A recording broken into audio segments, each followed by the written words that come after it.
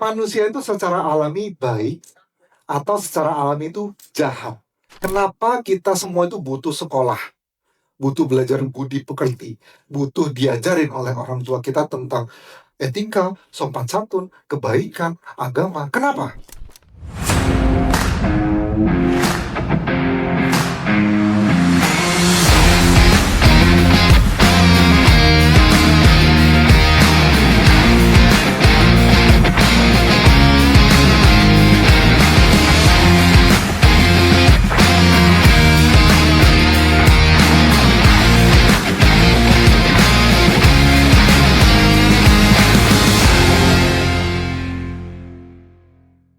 Oke, jadi gini, ini adalah perdebatan yang sangat besar yang didebatkan oleh filosofer-filosofer dan pemikir terbesar di dunia.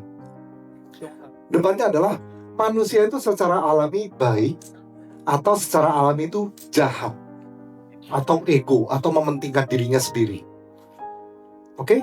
Jadi yang sebelah sini itu bilang manusia secara alami baik. Saya kasih tahu alasannya. Lihatlah bayi. Bayi baru lahir, mana ada jahatnya, kan? Betul ya? Mana ada jahatnya? Masa iya bayi itu jahat terus dia mau melukai yang lain? Begitu, sangat polos sekali. Oke?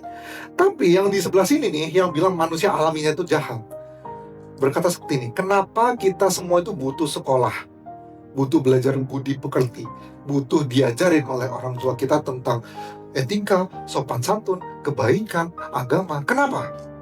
Karena kalau nggak diajarin, manusia alaminya itu adalah egois, mementingkan dirinya sendiri. Terlihat dari ketika kemarin awal-awal COVID, panic buying, ingat? Ketika lagi panic buying, ada yang mikirin orang lain? Tidak ada. Alaminya kalau semua punya saya, gua senggol, gua tendang. Egois secara alami. Makanya kita butuh sekolah, butuh sistem untuk sebuah dibalikan menjadi ya mendingan lah gitu.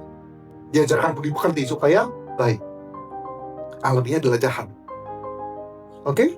Sekarang saya mau tanya yang ada di ruangan ini, siapa yang merasa bahwa manusia secara alami itu adalah baik, kemudian dalam lingkungan hidup itu barulah belajar yang namanya jahat, egois, melukai orang lain, baru belajar gitu. Alaminya baik. Siapa yang setuju? Oke. Siapa yang setuju bahwa manusia itu alaminya itu adalah jahat, lalu belajar sekolah untuk menjadi baik?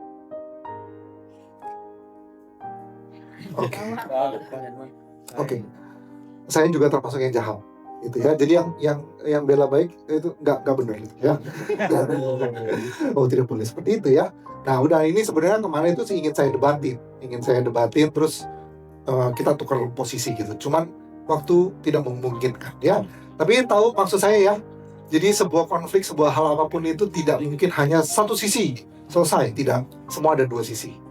Ya, bahkan kalau dilihat kuadrannya lebih dalam itu sebenarnya semua ada 4. Ya, ingin tahu kuadran 4-nya itu apa saja? Setelah pesan-pesan berikut ini ya.